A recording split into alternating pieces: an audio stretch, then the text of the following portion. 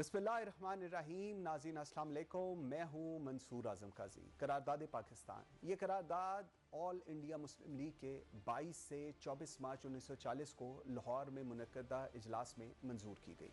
ये इजलास all India Muslim league की कौंसिल और वर्किंग कमेटी के 10 अगस्त, 17 और 18 सितंबर, 22 अक्टूबर 1939 और 3 फरवरी 1940 की करारदादों की मुकम्मल ताईदो हमायत करता है।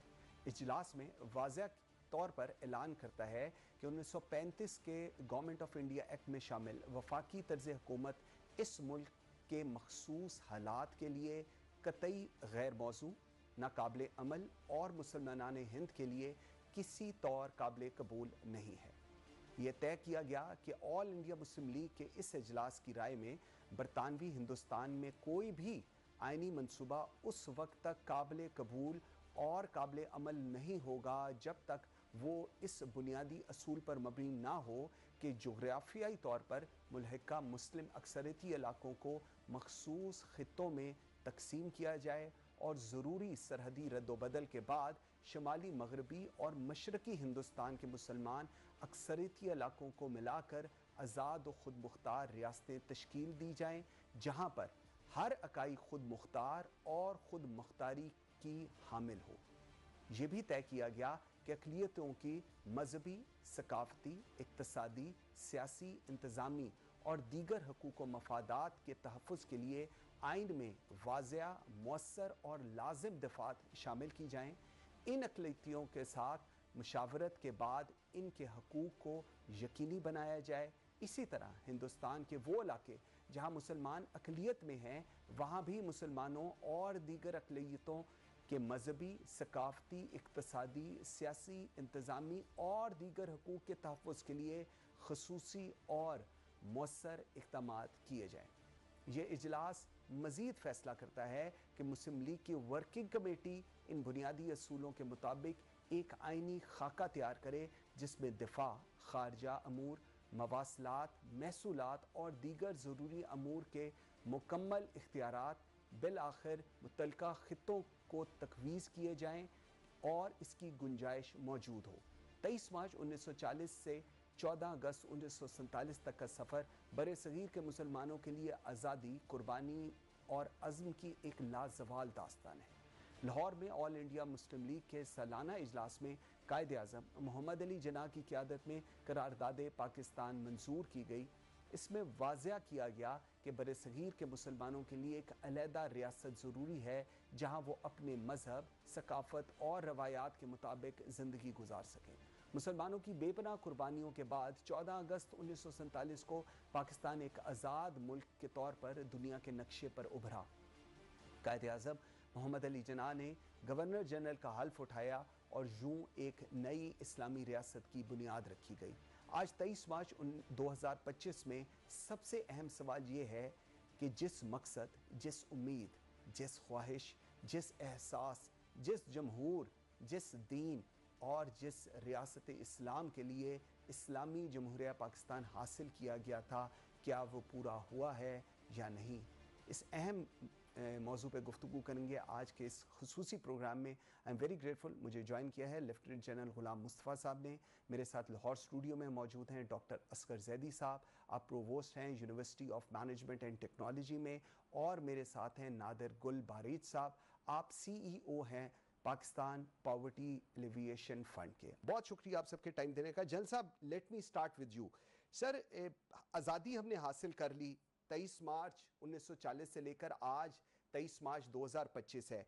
सर, जो ऑब्जेक्टिव था, जो पर्पस था, जिसके लिए हम लोगों ने मुल्क हासिल किया था, सर हम उसमें किस हद तक कामयाब हुए? देखिए, आपने बहुत मुश्किल सवाल मुझसे किया है। देखिए, हम उस जनरेशन का हिस्सा हैं जो पाकिस्तान के साथ ही पैदा हुई, बड़ी, और पाकिस्तान के साथ ही हम इस स्टेज पे पहुंचे, इस मौके से पहुंचे हैं। हमने उस तमाम दास्तानें भी सुनी हैं, तमाम बुजुर्गों से मुलाकातें भी हुई हैं जो इस सारे मरहले से गुजर कर पाकिस्तान पहुंचे, से आग और खून का दरिया अबूर करके पहुंचे यहाँ पर। बदकिस्मती ये है कि जो हमारे बुजुर्गों ने हमारे लिए मकासद तय किए थे, और मेरा ख्याल है उन मकासद की जो सच्चाई है وہ ہم سے نہیں، دنیا اس کو ثابت کر رہی ہے، بھارت خاص طور پہ وہ ثابت کر رہا ہے کہ مقاصد بالکل صحیح تھے، لیکن کہیں نہ کہیں ہم غلط ہو گئے ہیں. ہم مقاصد تک پہنچنا تو بڑی دور کی بات ہے، ہم شاید کہیں میں رستہ بھی ابھی کھو گئے ہوئے آپس میں. کیونکہ چند چیزیں جو میں آپ کی نظر کرنا چاہتا ہوں وہ یہ ہے کہ آئیڈیا پاکستان انڈر کوسچن آیا ہے. کیوں آیا ہے آئیڈیا پاکستان انڈر کوسچن آیا ہے؟ پاکستان ایک ہوپ تھی، پاکستان صرف ایک جغرافیہ کا ایک حصہ نہیں تھا، پاکستان ایک امید تھی. وہ امید کیوں میرے نوجوان آج اس امید سے دور ہے؟ کیوں اس کے دن میں وہ امید نہیں جاگ رہی؟ کیوں وہ اس پاکستان کی توقع یا اس کی ایفرٹ نہیں کر رہا جس کی کرنی چاہیے ہمیں؟ کیونکہ مقاصد کے حصول کے لیے کوئی 1-2 دن 10-20 سال 30 سال نہیں، صدیاں لگ جاتی ہیں، لیکن مقاصد اپنے قومیں بھولتی ہیں، نہ ہی وہ قومیں اپنی امید چھوڑتی ہیں، نہ ہی وہ قومیں. یہ سب سے بڑی چیز جو تھی مجھے جو تکلیف دیتی ہے جب میں باہر جاتا ہوں، میں دیکھتا ہوں کہ ہمیں اپنے ملک پہ جو فخر ہونا چاہیے کہ میں پاکستانی ہوں، میں کسی جغرافیہ کا دنیا کے کسی جغرافیہ کے کسی حصے کا فرسٹ کلاس شہری ہوں، میں وہ کلیم نہیں کرتا. ٹھیک. مجھے امریکن لہجے میں بات کرنا پسند ہے، مجھے برطانوی لہجے میں بات کرنا پسند ہے، مجھے اپنے آپ کو مسلمان کہلانے میں تھوڑی شرمندگی محسوس ہوتی ہے، مجھے منہ ٹیڑھا کر کے انگریزی بات بولنے میں مجھے فخر محسوس ہوتا ہے، میں اپنی زبان پہ جو ہے اس سے تھوڑا مجھے شرمندگی ہوتی ہے، میں اپنا لباس پہنے میں شرمندہ محسوس کرتا ہوں. تو حالانکہ میری جو بات چیت ہے مجھے خود بھی اپنی بات چیت اچھی نہیں لگ رہی، لیکن بدقسمتی یہ ہے کہ یہ حقیقت ہے. بالکل صحیح. ہم اپنے لوگوں کو وہ جو امید تھی جس پہ دنیا قائم بھی ہوتی ہے، جس پہ دنیا ترقی بھی کرتی ہے، ہم میں امید اس نسل کو کم از کم امید دلانے میں کامیاب نہیں ہو سکے. اور اس امید کے ساتھ، اس ولولے کے ساتھ، جذبے کے ساتھ پاکستان کی ہم جو مقاصد ہے اس کی تکمیل کی طرف کوشاں نہیں ہے. جی بالکل صحیح. ڈاکٹر صاحب میں آپ کی طرف آتا ہوں، جو ابھی اس وقت جلسہ بات کر رہے ہیں کہ شاید ہم لوگ رستہ کھو گئے ہیں. سر اس میں سب سے امپورٹنٹ چیز ہے جب آپ نے پورا ایک بیس لائن سیٹ کی پاکستان کی آزادی سے لے کر آج تک ہم اگر بات کریں تو جو بیس لائن تھی اس میں سب سے امپورٹنٹ رول تھا یوتھ کا، جو آج بھی میرے سب سے بڑا بلج ہے 65%. لیکن ہم نے دیکھا کہ اس سیٹ جو مائنڈ سیٹ تھا اس میں ایجوکیشن کو ہم نے شاید پریورٹائز نہیں کیا ہوگا، لیکن ہم نے آبجیکٹو اپنا سرو نہیں کیا. آپ کو لگتا ہے کہ آج جب ہم لوگ یہ پروگرام کر رہے ہیں تو جو تعلیم کا معیار تھا جس نے تمام چیزیں سیٹل کرنی تھی پاکستان کی، وہ پرپس سرو ہوا ہے؟ دیکھیے جس طرح جنرل مصطفیٰ صاحب نے بات کی کہ یہ ملک بڑی امیدوں اور مقاصد کے ساتھ قائم کیا گیا تھا، اور وہ مقاصد حاصل کرنے کے لیے آپ نے بڑا خوبصورت سوال کیا کہ ہمارے جوانوں کو اچھی تعلیم مہیا کر کے ہی ہم وہ مقاصد حاصل کر سکتے ہیں. میں بہت زیادہ پیسمسٹک نہیں ہوں. کسی قوم کو بننے میں، بہت بڑے مقام حاصل کرنے میں بہت سا عرصہ لگتا ہے. ٹھیک. اور میں سمجھتا ہوں 85 سال ایک بڑا عرصہ ہے، اور اس میں ہماری بہت سی ناکامیاں ہوئی ہیں، بہت سی کامیابیاں ہوئی ہیں، لیکن ابھی بھی ہمارے پاس بہت سا ٹائم ہے. اور ہم اگر آج اپنے تعلیمی اداروں کو ترجیح دیں، تو اچھی تعلیم کو ترجیح دیں، تو مجھے یقین ہے کہ کل ہماری جو مستقبل ہے وہ بہترین ہوگا. اس میں جو سب سے اہم بات ہے وہ یہ ہے کہ ہم نے اپنی تعلیم کو ترجیح دینی ہے. ہمارا ایک large share of GDP should be spent on education, specially higher education. اور ہم نے جب یہ کرنا ہے تو اپنے تعلیمی اداروں کو صرف ڈگریاں دینے کا مرکز نہیں بنانا جو کہ آج کل ہوتا ہے، بلکہ ہم نے کوشش کرنی ہے کہ ہم نے بچوں کو مستقبل کا معمار بنانا ہے. اس طرح کی تعلیم دینی ہے کہ ان میں اپنے وطن کی محبت موجود ہو، مقاصد جو قربانیاں دی گئیں وہ ان کے سامنے ہوں، وہ اپنے حال کو جانتے ہوں، ان کی اپنی نظر جو ہے مستقبل پہ ہو. ہمارے تعلیمی معیار اس طرح کے ہوں کہ ہمارا بچہ نہ صرف اگر ملک سے باہر جائے تو بہترین طریقے سے اعلیٰ تعلیم اور حاصل کر سکے، وہاں ملازمتیں حاصل کر سکے، بلکہ اس کا مرکز جو اس کا ذہن جو ہے وہ اپنے ملک پر ہی ہو، اور اپنی ملک کی ترقی کے لیے بھی وہ کردار ادا کر سکے. یا تو یہاں سے پڑھ کر یہیں پر رہ کر کردار ادا کریں، یا میری طرح اگر ہم نے باہر کے ملکوں میں جا کر پڑھنا ہے، بہت عرصے تک پڑھ کر پھر ہم نے اپنے وطن واپس آنا ہے اور اس کی ترقی میں اپنی کنٹریبیوشن کرنی ہے. تو میں سمجھتا ہوں اس میں تعلیمی اداروں کو صرف اور صرف تدریسی مراکز نہیں ہونے چاہیے، یہ ریسرچ ہب بننے چاہیے، اس میں جدت یعنی انوویشن کی بات ہونی چاہیے. اسی طرح ہم صرف ڈگریاں نہ پکڑائیں بلکہ بچوں کو اس قابل بنائیں کہ فیوچر میں جو جس طرح چینجز آ رہی ہیں اسکل میں، ٹیکنالوجی ایمرشن میں، ہمارے بچے جو ہے اچھے سوال کرنے کی ہمت رکھتے ہوں، کرٹیکل تھنکنگ ان میں ہو، ان میں ایک پازیٹیو کنسٹرکٹیو مائنڈ سیٹ ہو، نہ یہ کہ ہر وقت دیکھتے رہیں کہ ہمارے ملک میں کیا خرابی ہوئی، ہمارے ملک میں کیا زیادتی ہو رہی ہے، بلکہ یہ دیکھیں کہ میں اپنی سیلف انسپریشن سے، سیلف پیس لرننگ سے کیا کچھ اپنے ملک کے لیے کر سکتا ہوں. بالکل صحیح، بالکل صحیح. نادر گل صاحب آپ کی طرف میں آتا ہوں. سر 2-3 چیزیں بڑی اہم ہیں. جلال صاحب کا ویو پوائنٹ ایک ریالٹی چیک میں اس سے کہوں گا بالکل ہے. جو ڈاکٹر صاحب کہہ رہے ہیں ہماری پریورٹیز میں شاید نہیں، یقیناً آج بھی ایجوکیشن نہیں ہے اس طرح جیسی ہونی چاہیے جس طرح دنیا میں ایجوکیشن ہوتی ہے. سر آپ کو بلانے کا مقصد میں پہلے یہ بتاؤں. سر ہم لوگ اکثر کرنٹ افیئرز میں یہ بات کرتے ہیں کہ جی پاکستان کے اندر کیا چل رہا ہے. سر کچھ رپورٹس ہیں جس کے اندر کہا گیا ہے کہ پاکستان میں 40% جو لوگ ہیں وہ شرح غربت سے نیچے ہیں. اب سر آپ 24-25 کروڑ عوام ہے جس کے اندر سے 40-45% شرح غربت سے نیچے ہیں، اور ہم بات کر رہے ہیں 23 مارچ 1940 سے لے کر آج 23 مارچ 2025 تک کی. سر ہم کس طرف جا رہے ہیں؟ میں یہ سمجھنے سے قاصر ہوں، یہ ذرا ہمیں سمجھائیے گا پلیز. جی بہت شکریہ جی آپ کا. ایک تو آپ کو بھی پاکستان ڈے مبارک ہو جی. اور میرا خیال یہ کہ ہمارے جو بزرگوں نے قربانی دی تھی اور جس کی وجہ سے آج پاکستان ایک حقیقت ہے دنیا کے اندر، یہ ایک اسلامی مملکت ہے بر صغیر پاک و ہند کے اندر، اور 25 کروڑ قریب لوگ یہاں پہ بستے ہیں. تو ایک تو یہ حقیقت ہے، یہ میں سمجھتا ہوں کہ بذات خود ایک بہت بڑی کامیابی ہے ہماری قوم کے لیے.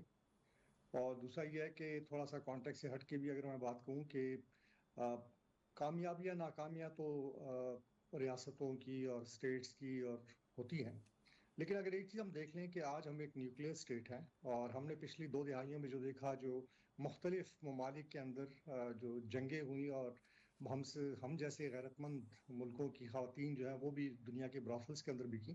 تو ایک تو میرا خیال یہ کہ ہمیں اس پہ شکر ادا کرنا چاہیے کہ ہم ایک آزاد مملکت کے اندر سانس لے رہے ہیں، اور ہمیں یہ خوف رات کو نہیں ہوتا کہ کوئی آ کے ہمارے گھر کے اندر کوئی عصمت دری کرے گا ہماری خواتین کی. تو کم از کم یہ کہ ایک آزادانہ مومنٹ تو ہے، ایک آزادی کا احساس تو ہے ہمارے یہاں پہ.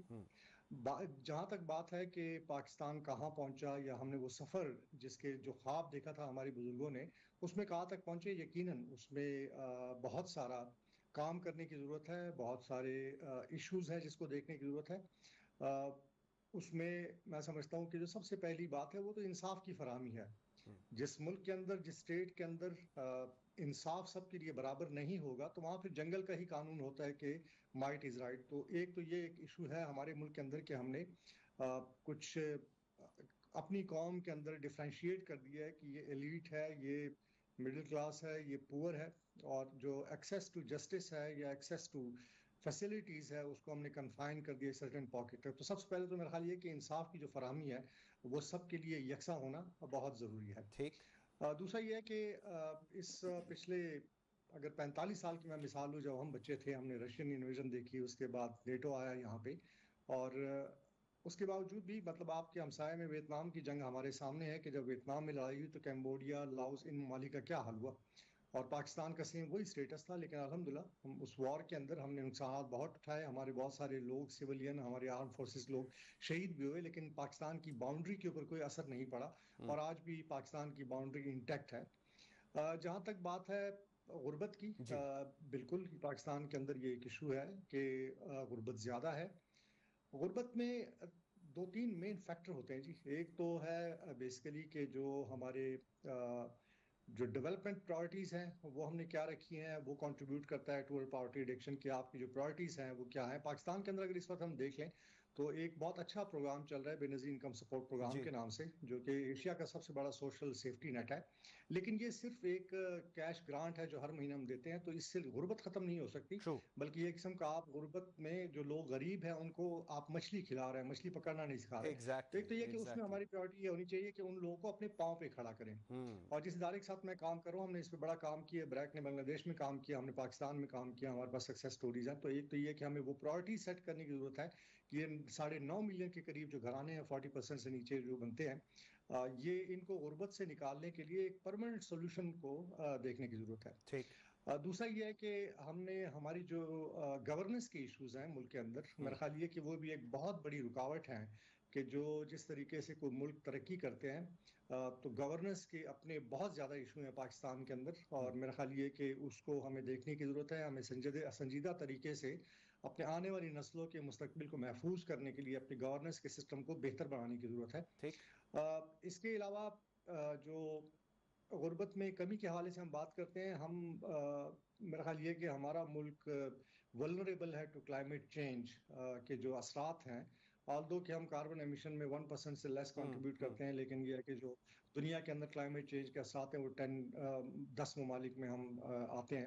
تو اس میں یہ ہوتا ہے کہ آپ اگر کوشش کرتے ہیں کسی علاقے کے اندر غربت کم کرنے کے لیے، ایک فلڈ آتا ہے، ایک ڈراؤٹ آتا ہے، وہ دوبارہ سب زیرو کو سم گیم ہو جاتی ہے، نلیفائی کر دیتا ہے. وہ بالکل سب ٹھیک کو ہے دوبارہ بلکہ میٹ کر دیتے ہیں اور دوبارہ غربت کی چنگل میں لوگ پھنس جاتے ہیں. بالکل ٹھیک تو میرے خیال ہے اس کو دیکھنے کی ضرورت ہے کہ ہم اپنی جو پرائرٹیز ہیں، ہم آنے والے دنوں میں جو ہمارے پروگرامز ہیں خاص طور پہ ڈیولپمنٹ سیکٹر کے، اس کو ہمیں صحیح ڈائریکشن میرا خیال یہ ہے کہ فوکس کرنے کی ضرورت ہے. بالکل ٹھیک ہے. ایک بریک لیتے ہیں ناظرین. بریک سے جس وقت واپس آتے ہیں تو میں جنرل صاحب کے پاس ایک سوال چھوڑے جا رہا ہوں کہ پاکستان کا مقدمہ کیا تھا. جب ہم بات کرتے ہیں کہ پاکستان مسلمانوں کے لیے ایک علیحدہ ملک ہو جہاں پر وہ رہیں، یہاں پر منورٹیز کے پاس اپنی چیزیں ان کی ایکسرسائز کر سکیں، وہ اپنے ریچولز کو اینڈ آل دیٹ، پاکستان کا جو مقدمہ تھا، کیا آج جب ہم یہ بات کر رہے ہیں کیا آج وہ مقدمہ ہم جیت چکے ہیں، ہم جیتنے جا رہے ہیں، یا وہ اس پورے پروسیس کے اندر ہم پاکستان کا مقدمہ بھول کر کسی اور طرف چل پڑے؟ ایک بریک لیتے ہیں ناظرین، میرے ساتھ رہیے. Welcome back after the break. جی جل صاحب آپ کے لیے سر ایک سوال چھوڑ گیا تھا. سر پاکستان کا مقدمہ کیا تھا؟ ہم نے جس پرپس کے لیے پاکستان حاصل کیا وہ پرپس کی تو آپ نے پہلے بات کی، لیکن وہ مقدمہ یا جو اس کا آبجیکٹو تھا ہم لوگ وہ بھول گئے ہیں، ہم اس راستے پر ہیں، یا شاید وہ ہماری اب پریورٹی نہیں ہے؟ سر آپ کا جواب.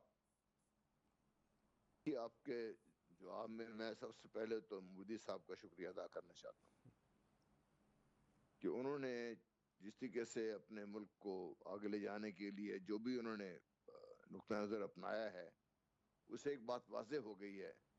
اگر پاکستان خدا نخواستہ نہ بنتا تو میں آج کسی دروازے پہ کھڑا چپڑاسی ہوتا یا کسی گھر کی صفائی کر رہا ہوتا، میری ماں بہن خطرے میں ہوتی، میری جان خطرے میں ہوتی. اب بھی جس طرح ناگپور میں پچھلے دنوں فسادات پھوٹ پڑے ہیں، میں کبھی محفوظ نہ ہوتا. میں اپنے دین کی، اپنے جو بھی میرے مقاصد ہیں، جو بھی میں بلیو کرتا ہوں، میں اس طرف چل نہ سکتا. یہ صحیح. اس کا تو اس پہ مہر ثبت کر دی ہے مودی صاحب نے. ٹھیک. اب ہم نے کیا کیا ہے؟ ہم دراصل ہم اپنے تاریخ کا جو تناظر ہے اس کو بھی ہم نے اس کو غلط کر دیا ہے. جو کانٹیکسٹ ہے نا اپنی ہسٹری کا، ہم نے اس کو صحیح نہیں رکھا. اس میں ڈاکٹر صاحب بیٹھے ہوئے ہیں، مجھ سے بہت بہتر بتا سکتے ہیں آپ کو کہ ہم نے اپنی تاریخ میں شخصیت پرستی تو رکھی.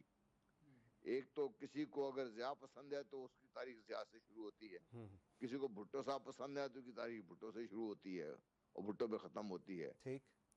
ابھی اگلے دن میں کہیں سن رہا تھا کہ کوئی نواز شریف صاحب کی جو اکنامک ریفارمز ہے اس کے بارے میں میٹرک میں کوشچنز آ رہے ہیں. ہم نے شخصیت تک محفوظ رکھا ہے اس کو، مقاصد کو ایز اے مقصد لے کے نہیں چلے. میثاق پاکستان مقصد نہیں بنایا ہم نے. ٹھیک. مجھے میثاق جمہوریت کی باتیں بتائی گئی، مجھے میثاق پاکستان کی بات کسی نے نہیں بتائی. مجھے کسی نے یہ نہیں بتایا کہ پاکستان کو مسلسل ترقی رکھنے کے لیے ہمیں اپنے اکنامک پالیسیز کو کس طریقے سے استوار کرنا ہے. آج آپ پوچھ لیں آپ کے جو مینیجرز ہیں اس وقت، جو اس وقت ملک کو رن کر رہے ہیں، کہ پاکستان کی اکنامک پالیسی کیا ہے، اسٹریٹجک ڈائریکشن کیا ہے، ہم کون سے مقاصد کے حصول کے لیے کام کر رہے ہیں. ایوب کو اب لاکھ گالی نکال لیں، لیکن اس نے زراعت کی ترقی کے لیے شروع کیا کام. زراعت کو آپ کی پہلا گرین ریولوشن پاکستان میں آیا. پاکستان انڈسٹریلی ڈیولپ کرنے کی طرف چل پڑا تھا, دنیا پاکستان کو دیکھ رہی تھی, ہم نے اس کا بیڑا غرق کر دیا. میں صرف یہ بات کرنا چاہتا ہوں آپ سے, تعلیم کا مقصد جب تک بات آئی, مجھے یہ نہیں بتایا گیا, مجھے تو جب میں تعلیم حاصل کر رہا تھا مجھے تو پتہ نہیں کیسے کسی نے کہا کہ پاکستان اچھا پاکستانی بننا بڑا ضروری ہے. اب پتہ نہیں ہم اپنی تعلیم میں آج بچوں کو اچھا پاکستانی بنانے کی کوشش کیوں نہیں کر رہے. اچھا پاکستانی ایک اچھا انجینئر ہو سکتا ہے, اچھا ڈاکٹر ہو سکتا ہے, اچھا مولوی ہو سکتا ہے.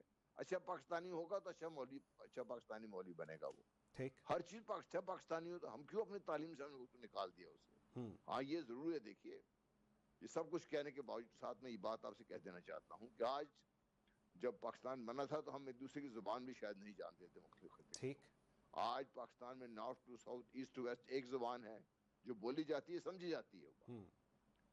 ایک لباس ہے, پہلے لباس مختلف تھے ہمارے. بالکل ایک لباس ہے جو آپ پہنتے ہیں ملک کے اندر, ملک سے باہر جا کے میں شرمندگی ہے وہ الگ بات ہے. آپ کی جو خوراک ہے وہ تقریباً ایک ایسی خوراک ہے. بالکل صحیح. ابھی بات کر رہے تھے میرے بھائی غربت کے بارے میں. پاکستان غریب ملک ہے, لیکن آپ دیکھیے 25 کروڑ عوام میں سے آپ 40% کو نکال دیں تو باقی جو بچتے ہیں ان کا بھی 50% آپ کر دیں تو یہ آبادی جو ہے آپ کی تقریباً 5-6 کروڑ جو جس بچ جاتا ہے, یہ مڈل ایسٹ کی آبادی سے زیادہ ہے. بالکل صحیح. اس سے زیادہ لوگ پاکستان میں اس وقت ایفلوئنٹ زندگی گزار رہے ہیں. لیکن بحثیت قوم ہم چونکہ ایک طرف ہم ایک طرف پاکستان کو لے کے نہیں جا رہے. مجھے یہ خوشی ہوتی ہے کہ میں پاکستان سے باہر بزنس کر رہا ہوں. پاکستان کا پیسہ پاکستان میں کیوں نہیں لگا رہا میں. ویری رائٹ, ویری رائٹ, بالکل صحیح کہہ رہے. تو یہی چیزیں میں ذہن میں آتی ہیں جب بات آپ کرتے ہیں کہ مقصد کے اصول کی طرف. مقصد آپ سب کو پتہ ہے, میں آپ کو بار بار کہتا ہوں, مجھے آج بھی کوئی بھی مجھے کچھ دینا چاہے میں پاکستان چھوڑ کے نہیں جا سکتا, کیونکہ میں پاکستان میں آج بھی سب کچھ کے باوجود ایک آزاد شہری ہوں, نمبر 1 شہری ہوں اس وقت.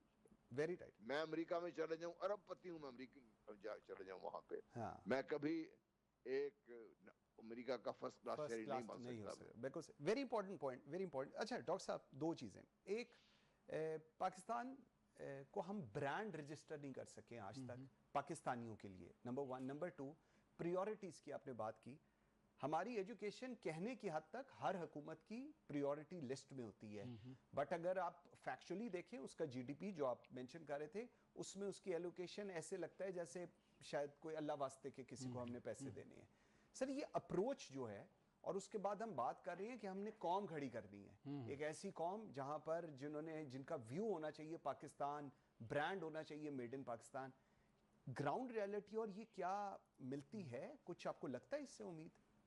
دیکھیے جی, پالیسی کنٹینیوٹی جو ہے وہ بڑی اہمیت رکھتی ہے کسی بھی ملک کی ترقی کے لیے. اوکے.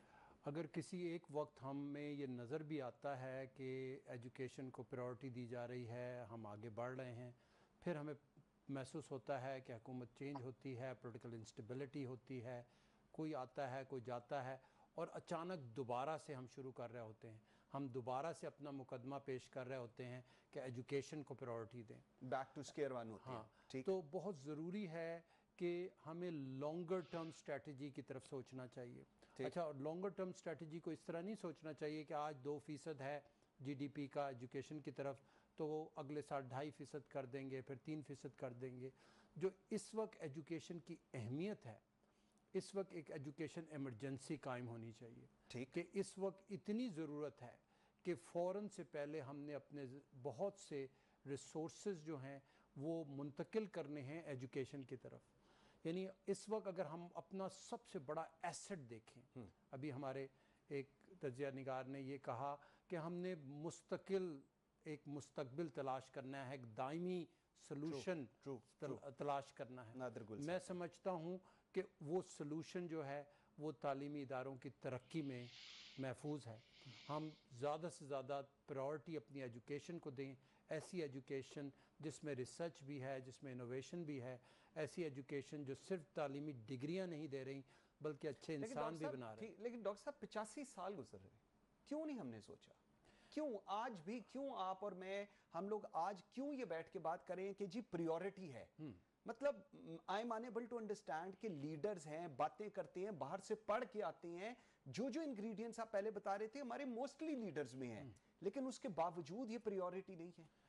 دیکھیے پرائورٹی جہاں تک اگر ہم دیکھیں انرولمنٹ کا اور خصوصاً انرولمنٹ ان ہائر ایجوکیشن میں، تو ہم دیکھتے ہیں کہ یہ بہتری تو آئی ہے، بہت سے بچے اب یونیورسٹی کی ایکسیس ان میں آ رہی ہے. ٹھیک. جو اصل پرابلم رہا ہے وہ رہا ہے کوالٹی آف ایجوکیشن. ہم بچوں کو ڈگریاں تھما دیتے ہیں، پھر وہ ملازمت کرنے کے قابل نہیں ہوتے. تو میں سمجھتا ہوں کہ جو صحیح پرائورٹائزیشن کرنی ہے، نہ صرف زیادہ پیسے دینے ہیں، بہت پیسے کم اس سیکٹر میں گئے، بلکہ اس کی ڈائریکشن چینج کرنی ہے. جو یونیورسٹیز میں بورڈ لیڈرشپ لانی ہے کہ جو پرواہ کریں کہ ان کے ایجوکیشن سٹینڈرڈز کس طرح کے بہتر ہوں گے.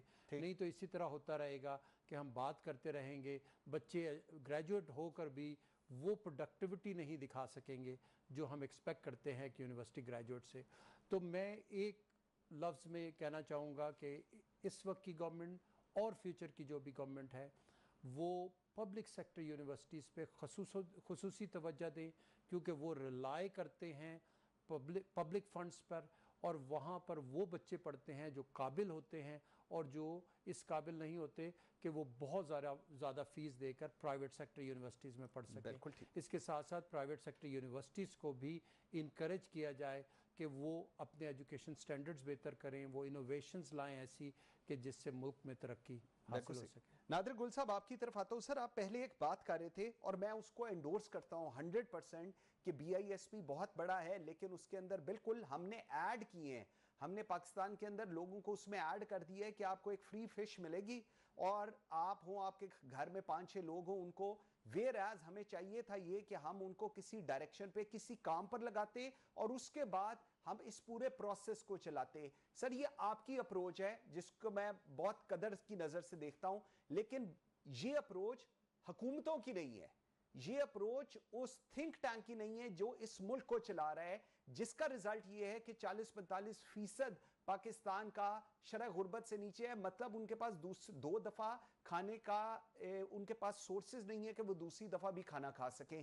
اس کو کیسے آپ ایڈریس کریں گے اگر آج تک یہ چیز ایڈریس نہیں ہوئی؟ اور جو آپ ویژن دیکھتے ہیں حکومتوں کا وہ بالکل اپوزٹ ہے جو آپ اور میں چاہ رہے ہیں. دیکھیے جی، ہمارا اوور آل اسٹیٹ کنفیوز ہے کہ اس ملک کے اندر فارم آف گورنمنٹ کون سی لانی ہے. ہم ڈیموکریٹک بننا چاہ رہے ہیں، ہم نے کوئی پریزیڈینشیل فارم آف گورنمنٹ لے کے آنا ہے. ہم نے کیا لے کے آنا ہے؟ دیکھیں پچھلے 70-80 سال کے اندر دیکھیں جو ٹرموائل کریٹ ہوا ہے اس میں اب تک تو ہم اس چیز پہ ڈیسائیڈ نہیں کر پائے کہ ہم نے کس فارم آف گورنمنٹ پہ لے کے چلنا ہے اگلے 100 سالوں میں یا 200 سالوں میں. کیوں قومیں بنتی ہیں 200-300-400 سال لگتے ہیں قوموں کو بننے کے لیے. اب 50 سال میرا خیال ہے کہ اتنا سفیشینٹ نہیں ہے. چیلنجز ہم نے کنفرنٹ کیے ہیں، خاص طور پہ جو پوسٹ سیکنڈ ورلڈ وار ایرا کے اندر جو کولڈ وار چلی ہے اس کے اندر جو ہم پسے ہیں. تو اس لیے پہلے تو یہ کہ ہمیں اس لیول کے اوپر دیکھنے کی ضرورت ہے ہم نے کس فارم کی گورنمنٹ لے کے آنی تاکہ ہر ایک سیٹل ہو جائے، ہر انسٹیٹیوشن اپنی جگہ پہ سیٹل ہو جائے. ایک تو یہ بڑا کوسچن مارک ہے. دوسرا جہاں تک پرائورٹیز کی بات ہے، ہم تو ایز سول سوسائٹی آرگنائزیشن یا جو پاورٹی ایلیویشن فنڈ جس میں میں خدمت کر رہا ہوں اس میں تو ہم صرف ایڈوکیسی ہی کر سکتے ہیں. ہم تو یہی میں پچھلے دنوں سندھ گیا ہوا تھا، وہاں پہ میں نے سندھ ٹی وی کو ایک انٹرویو دیا اور میں نے یہی بات کی کہ جی یقیناً یہ شہید محترمہ بے نظیر بھٹو کا ایک بہت اچھا انیشیٹو تھا اور اس وقت ایشیا کا سب سے بڑا سوشل سیفٹی نیٹ ہے، لیکن یہ کہ اس کی ایگزٹ اسٹریٹجی ہونی چاہیے. ساری زندگی جو آج سے 25 سال پہلے ینگ بچی تھی آج وہ بڑھاپے کی ایج میں جا رہی ہے اور اس کو وہی 2-3 ہزار روپے مل رہا ہے، تو اس کو کبھی پاؤں پہ بھی تو کھڑا کرنا ہے. تو انہوں نے کہا جی یہ پولیٹیکل ایشو ہے. میں نے کہا جی پولیٹیکل ایشو کوئی نہیں ہے، آپ سمپل یہ ہے کہ اگر ایک ہستی کے نام پہ یہ پروگرام تھا تو آپ اس کو بے نظیر گریجویشن پروگرام کا نام دے دیں. ٹھیک. انہی خواتین کو جو نا آپ گریجویٹ کر دیں، غربت سے نکالیں. اور آج آپ دیکھ لیں کہ ہمارے ہمسائے ممالک نے پوری دنیا کے اندر کاٹن انڈسٹری کو جو ہے، یہ کاٹن انڈسٹری کو، ٹیکسٹائل کی جو انڈسٹری ہے اس کو پہ انہوں نے قبضہ کر لیا ہے. انہوں نے صرف یہی کیا کہ ان غریب خواتین کو انہوں نے سینٹر بنا کے دیے، وہاں سے سارا انہوں نے جتنا بھی ٹیکسٹائل کام ہے وہ خواتین گھروں میں کرتی ہیں. کاٹیج انڈسٹری ڈیولپ ہوئی ہیں اور وہ پوری دنیا میں ایکسپورٹ کر رہے ہیں اپنے ٹیکسٹائل کو، جبکہ ہم نے ریورس گیئر لگایا ہوا ہے. اسکینڈینیوین کنٹریز میں گیا ہوا تھا، وہاں پہ پہلے 100% پاکستان جو ہے ٹیکسٹائل کام کرتا تھا، اب سارے کا سارا بنگلہ دیش آ گیا انڈیا. تو اس میں یہ ہے کہ ہماری جو پولیٹیکل ایلیٹ ہے اس کو تھوڑا سا اس کے اوپر سوچنے کی ضرورت ہے کہ جو ہمارے پولیٹیکل، ہمیں ہر چیز میں پالیٹکس کو نہیں لانی چاہیے. ٹھیک ہے ایک پولیٹیکل پارٹی ہے، اس کا ایک پروگرام ہے، اس نے کچھ سکسیس دی ہے، لیکن یہ کہ اسے آگے بھی بڑھنے کی ضرورت ہے. تو ہم تو جب بھی یہ بات کرتے ہیں تو ہمیں کرٹیسزم کا بھی سامنا کرنا پڑتا ہے کہ جی یہ تو گورنمنٹ کا کام ہے، گورنمنٹ پالیسی ڈیسائیڈ کرتی ہے. تو میں کہتا ہوں ہمارا بھی ایک رول رہا ہے. ہم نے پچھلے 2008 سے اب تک گریجویشن پہ ہم نے کام کیا ہوا ہے، اور ہم ہمیشہ اس کو ایڈوکیٹ کرتے ہیں کہ جی ان لوگوں کو کام پہ لگائیں آپ. ان کا کیونکہ آپ کا 9 ملین گھرانے ہیں، 9 ملین گھرانے اگر پروڈکٹیو سائڈ کے اوپر آتے ہیں اور وہ کنٹریبیوٹ کرتے ہیں تو اس سے نہ صرف یہ کہ اکنامک گروتھ نیشنل لیول کے اوپر کنٹریبیوٹ کریں گے، وہ اپنے اپنے خاندانوں کو پاؤں پہ کھڑا کر دیں گے. بالکل ٹھیک. ابھی ایجوکیشن کے اوپر بات ہوئی. اگر ہم دیکھ لیں کہ سب سے پہلا تو جو in terms of quantity of education ہے کہ 25 ملین بچے ہمارے آؤٹ آف اسکول ہیں، لیکن پرائمری سائیکل میں جتنے بچے ہمارے انرول ہوتے ہیں وہ اینڈ پہ جا کے 3 سے 4% ایسے ہیں کہ جو یونیورسٹی میں ان کو ایکسیس ہے. یونیورسٹیز کی تعداد بھی کم ہے. دوسرا کمپلیٹلی ڈسکنیکٹ ہے. دنیا کے اندر یونیورسٹی لنک ہوتی ہے انڈسٹری کے ساتھ. آپ دیکھ لیں، آپ کوریا کی مثال لیں کہ جب انہوں نے ترقی کی تو ان کا جو انکلوزیو اکنامک گروتھ کا ایک کانسیپٹ ہے کہ جس کے اندر انہوں نے اپنا انیشلی 65% جی ڈی پی صرف ریسرچ اینڈ ڈیولپمنٹ پہ لگایا انہوں نے. کہ جو پروڈکشن ہے، مینوفیکچرنگ ہے ان کی، اس کے اندر انہوں نے ریسرچ کیا، ان چیزوں کو ڈیولپ کیا، ویلیو چینز ایڈ کی، اور آج وہ ٹھیک ٹھاک چیزیں ایکسپورٹ کرتے ہیں پوری دنیا کے اندر. ہم نے اس ایریا کو بالکل اگنور کیا. ہماری یونیورسٹی کمپلیٹلی ڈسکنیکٹ ہے انڈسٹری کے ساتھ. ہم نے کبھی یہ کوشش نہیں کی کہ جو بچہ وہاں پہ پڑھ رہا ہے اس کا کوئی پریکٹیکل ایکسپیرینس ہو، وہ آ کے انڈسٹری کے اندر انڈسٹریلائزیشن کے اندر. تو میں بالکل ڈاکٹر صاحب کی بات سے اگری کرتا ہوں کہ ہم صرف ڈگریاں بانٹ رہے ہیں، ہم نہ جاب پلیسمنٹ کرتے ہیں. اور یہ میں آپ کو ایک بات بتاؤں کہ آج ہم ایک بہت اچھے دن کے موقع پہ بیٹھے ہوئے ہیں کہ 1940 میں جب ایک خواب دیکھا گیا تھا ایک ملک کا، جو کہ پاکستان ایک حقیقت ہے. لیکن میرا اپنا فیئر یہ ہے کہ 65% آبادی ہماری 30 سال سے عمر کے کم نوجوانوں اور بچوں کی ہے. اگر ہم نے ان کو تعلیم، ان کی تربیت اور ان کے لیے روزگار کا بندوبست نہیں کیا تو یہ ٹرمائل بھی ہو سکتا ہے. آج ہم دیکھ رہے ہیں کہ ملٹی ڈسٹرکٹ بلوچستان کے اندر کیا ہو رہا ہے. میں بلکہ یہ سارے کنٹریبیوٹنگ فیکٹر ہیں. بالکل سے ایک بریک لیتے ہیں ناظرین، اور بریک سے واپس آتے ہیں تو اکائیوں کی، جو پاکستان کی اکائیاں ہیں ان کے اوپر بات کریں گے. اور یہ جو ایک بڑا امپورٹنٹ میرے خیال میں اس وقت ہے کہ ہم نے کرنا کیا ہے، ہم کس قسم کی حکومت چاہتے ہیں، ہم کس قسم کا نظام چاہتے ہیں. کیونکہ آج جب سے پاکستان آزاد ہوا ہے تب سے لے کر آج تک ہم نے مارشل لا دیکھی، ہم نے پریزیڈنٹ فارم آف گورنمنٹ دیکھی، ہم نے پارلیمانی فارم آف گورنمنٹ دیکھی، لیکن آج بھی یہ ڈیبیٹ ہے کہ پاکستان کے اندر نظام کیسا چلے گا. اس پہ بات کریں گے، میرے ساتھ رہیے. Welcome back after the break. جی جیل صاحب، سر کیا اسٹیٹ کنفیوزڈ ہے؟ ہم کس قسم کا نظام چاہتے ہیں؟ اور اگر میں اکائیوں کی بات کروں سر، جو بلوچستان میں اس وقت چل رہا ہے پوسٹ جعفر ایکسپریس انسیڈنٹ، کل میں رات کو دیکھ رہا تھا، کل وہاں پر ایک اور اس طرح کا سانحہ ہوا ہے جس میں پولیس کی اس پہ حملہ کیا اور شہید ہوئے ہیں ہمارے جوان. اس کے بعد ہم یہ دیکھتے ہیں پولیٹیکل ڈائلاگ بھی ہے، لیکن اس کے ساتھ سافٹ اسٹیٹ، ہارڈ اسٹیٹ کا بھی اب دوبارہ ایک 5ویں intelligence based operation, kinetic operations کی باتیں ہو رہی ہیں. سر کرنا کیا ہے ہم نے؟ ملک ہے ہمارا، کرنا کیا ہے ہم نے؟ ذرا اب اس پہ آتے ہیں. کرنے کو تو بہت کچھ ہے، لیکن بیسک چیز جو ہمیں کرنے کی بے انتہا ضرورت ہے، کیوں غریب جو بلوچستان کا ہے یا پنجاب کا ہے یا کے پی کا ہے یا سندھ کا ہے، وہ غریب ہے بیچارہ. اس کو سندھ سے، بلوچستان سے غرض تبھی ہوگی، اس کی اٹیچمنٹ تبھی ہوگی جب وہ وہاں سے اس کو اس کے روزگار کے ذرائع ہوں گے، اس کے بچوں کے لیے امید ہوگی، اس کو ایک واضح مستقبل نظر آتا ہوگا. تو ہم یہ چیز ہم بھول چکے ہیں. ہم نے اس غریب گھر تک پہنچنا ہے، اس غریب آدمی تک پہنچنا ہے، اس کو اپنے ساتھ ملانا ہے. ہم نے بالکل سے جب تک وہ اپنے آپ کو انکلوڈڈ محسوس نہیں کرے گا، جب وہ اس سارے اس میں سٹیک ہولڈر نہیں ہوگا، تو آپ 1000 لیڈرشپ لے آئیں، ذوالفقار بھٹو لے آئیں، نواز شریف لے آئیں، فلانا لے آئیں، آپ کا کام نہیں بننے والا. آپ جو مرضی کر لیں، ایک نہیں 2000 آپریشن آپ اور کر لیں، آپ کبھی کامیاب نہیں ہو سکتے جب تک بلوچستان کے آخری کونے میں رہنے والا شخص اپنے آپ کو پاکستانی محسوس نہیں کرے گا، وہ اپنے پاکستانی میں فخر نہیں کرے گا. اس کو آپ نے اس کو انکلوڈ کرنا ہے، اس کی ضرورت ہے. نمبر 1. نمبر 2، ہم نے جو اپنی ایک آئیڈیالوجی میں جو ہم بھول گئے ہیں راستے میں، ہم نے اپنے چھوٹے چھوٹے جو مفادات کے دائرے میں پھنس کے رہ گئے ہیں کہ میں نے تعلیم دینی ہے تو میں نے سندھی زبان میں دینی ہے، دیں بھائی، بلوچی زبان میں دینی ہے، دیں بھائی، لیکن سبق تو ایک دیں آپ ان کو. جو آپ کا نصاب ہو وہ تو ایک ہو، بلوچی میں ہو، پشتو، مجھے کسی زبان میں ہو، مجھے میری زبانیں ہیں. پوری دنیا میں ایسے بہت سے ممالک ہیں جہاں مختلف زبانیں بولی جاتی ہیں، بھارت کے اندر مختلف زبانیں بولی جاتی ہیں، لیکن تاریخ تو ایک ہو. جو میں سبق دے رہا ہوں وہ سبق تو ایک ہو نا مجھے. बिल्कुल सही, یہ بہت ضروری ہے میرے لیے کرنا. बिल्कुल ठीक. یہ دو چیزیں جو ہے ہمیں کرنے کی ضرورت ہے. اور تیسرا جب آپ ان کو انکلوڈ کریں گے تو پھر آپ کو پتہ چلے گا اس کو تعلیم کی ضرورت ہے, اس کو صحت کی ضرورت ہے, اس بالکل کو صحیح. جابز کریٹ کرنے کے لیے آپ نے اپنی جی ڈی پی ہماری پاکستان اس شاید کو وہ ادھر ملک ہے لگانے کی جس ضرورت ہے. کی جی ڈی پی لگاتار ہماری جی ڈی پی شرنک کر رہی ہے. بالکل صحیح, ہماری جو اکنامک بیس ہے وہ روز کے روز نیرو ہوتی نیرو جا ہو رہی رہی ہے. ہے. بالکل ٹھیک سر. آج جی جی جی سر, میرے پاس ٹائم سوری تھوڑا کم تھا. ڈاکٹر صاحب, اسٹیک ہولڈرز جو پیپل آف پاکستان ہیں, دے فیل ڈسکنیکٹڈ. وہ کہتے ہیں ہم اسٹیک ہولڈرز نہیں ہیں, لیکن at the end of the day مفادات کی جنگ ہے. لیکن پھر ہم نے آگے بھی جانا ہے, اور اس کے اندر سارے جو کنسنسس ڈیولپ ہو رہا ہے اس میں سب سے زیادہ جو فوکس ہے وہ آپ کے اوپر ہے, مینز ایجوکیشن. سو اگر ایجوکیشن ایک لیول پر سب کے لیے برابر نہیں ہوگی, things will not work. Your take. دیکھیے جی, ایجوکیشن کو بہتر بنانے کے لیے جو ایک فیکٹر ہے, ایک سٹیک ہولڈر ہے, اس کو ہم نے بہتر بنانا ہے. اگر ہمارے اساتذہ بہتر ہو جائیں گے تو اس کے ساتھ ساتھ ہمارے بچوں کی ٹریننگ اچھی ہو جائے گی, ان کی تعلیم اچھی ہو جائے گی, اور اس کے ساتھ ساتھ ہمارا نصاب بھی اچھا ہو جائے گا.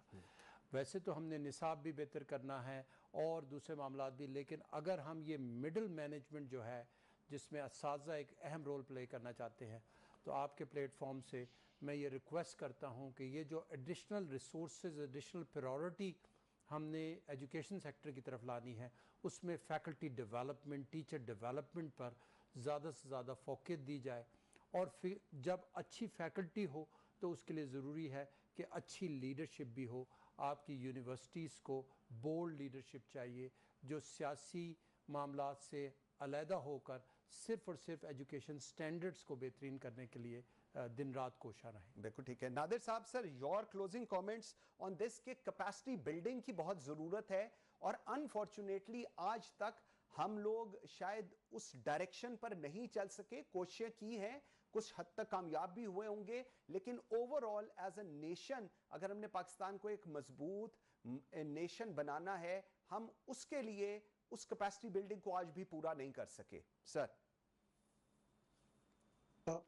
دیکھیں جی, میں فرانس کے وزٹ پہ گیا ہوا تھا, تو میں نے کسی سے پوچھا کہ فرانس کے گاؤں میں جو سب سے بڑا بنگلہ گاڑی ہوتی ہے, اچھا اسٹیٹس ہوتا ہے, وہ کس کا ہے؟ اس نے کہا جی پرائمری اسکول ٹیچر, کیونکہ وہ ہمارے جو قوم ہے اس کی بنیاد بناتا ہے. آج آپ پاکستان کے اندر چلے جائیں, خاص طور پہ جن علاقوں کے اندر ٹرموائل ہے, بلوچستان ہو گیا, کیپی, جو دنیا کے اندر ناکام ترین انسان ہے اس کو ہم نے پرائمری کا ٹیچر لگا دیا. ہم نے ایجوکیشن انسٹیٹیوشنز کے اندر گورننس کا برا حال کر دیا ہے. تو اس سے ہمارے پاس کیا بریڈ آئے گی, ہم کیا کیپیسٹی بلڈنگ کریں گے؟ دیکھیں, ایک تو کیپیسٹی بلڈنگ ہے, چلیں آپ سکل ڈیولپمنٹ پہ کام کرتے ہیں, آپ لوگوں کو سوک سائنس سکھاتے ہیں, باقی جب آپ کی بنیاد ہی خراب ہوگی, اور پھر یہ جو بڑا ڈاکٹر صاحب نے صحیح بات کی, بلکہ آپ نے بھی پوائنٹ آؤٹ کیا کہ جب تک ہم کلاس میں رہیں گے کہ جی اس کلاس کے لیے وہ ایجوکیشن سسٹم ہے, اس کلاس کے لیے ایجوکیشن سسٹم ہے, تو ذہن سازی, کیپیسٹی بلڈنگ بڑی مشکل ہوگی. دوسرا یہ ہے کہ جو اونرشپ ہوتی ہے کنٹری کی, مطلب میں آپ بتاؤں کہ پاکستان جب بنا تو جتنے بھی اسٹیٹ تھے سب نے ولنگلی پاکستان کے اندر شرکت کی, چاہے وہ خان آف کلات تھا, چاہے وہ میر جعفر خان جمالی تھا, وہ چیف آف خراسان تھا, وہ نواب بہاولپور تھا, جتنے بھی تھے انہوں نے ولنگلی کیا. لیکن اس کے بعد پھر ہم نے دیکھا کہ جو نیریٹو آئے مختلف, کبھی سندھو دیش کا نعرہ لگا, کبھی جاگ پنجابی جاگ کا نعرہ لگا, کبھی آزاد بلوچستان کا نعرہ لگا, کبھی آزاد پشتونستان کا نعرہ لگا. تو بیسیکلی ایک تو یہ کہ ٹاپ لیول سے لے کے لیڈرشپ سے لے کے نیچے تک ہمیں ایک ہی نیریٹو بنانے کی ضرورت ہے, اور اس کے اوپر پھر ہمیں کام کرنے کی ضرورت ہے کہ جو ذہن سازی ہے لوگوں کی وہ ہم کیسے کر سکتے ہیں. تو میرا یہ خیال ہے کہ سب سے پہلے تو ہمیں ایجوکیشنل ریفارم کی ضرورت ہے, کہ جو آپ کا بیس بنتی ہے پرائمری سائیکل, اس پہ توجہ دینے کی ضرورت ہے. ایک بچہ اگر وہ انگلش میڈیم اسکول میں پڑھتا ہے تو اس کی گروتھ ڈفرینٹ ہوتی ہے, ایک سرکاری اسکول میں پڑھتا ہے اس کی ڈفرینٹ ہوتی ہے. اور دوسرا ایک بات صرف آخری میں, جو جنرل صاحب نے اس کا ذکر کیا کہ ہمیں تو نیشنل ڈریس, میں خود قمیض شلوار میں بڑا کمفرٹیبل ہوتا ہوں, آپ یقین کریں میں اسلام آباد کے سیکٹریٹ میں گھستا ہوں, 50% نمبر میرے کم ہو جاتے ہیں کہ یہ تو قمیض شلوار میں آگے. تو مطلب ہم تو اپنا جو نیشنل ڈریس ہے اس کو پہننے میں ہمیں شرم محسوس ہوتی ہے. میرے خیال یہ ساری چیزیں جس میں ہم سب کو ریئلائز کریں گے. لیفٹیننٹ جنرل غلام مصطفیٰ صاحب, thank you very much. Doctor Asghar Zaidi صاحب بہت شکریہ جی. نادر گل بروچ صاحب بہت شکریہ جی. At the end of the program ناظرین, نیریٹو صرف ایک ہے, اور نیریٹو ہے پاکستان کا.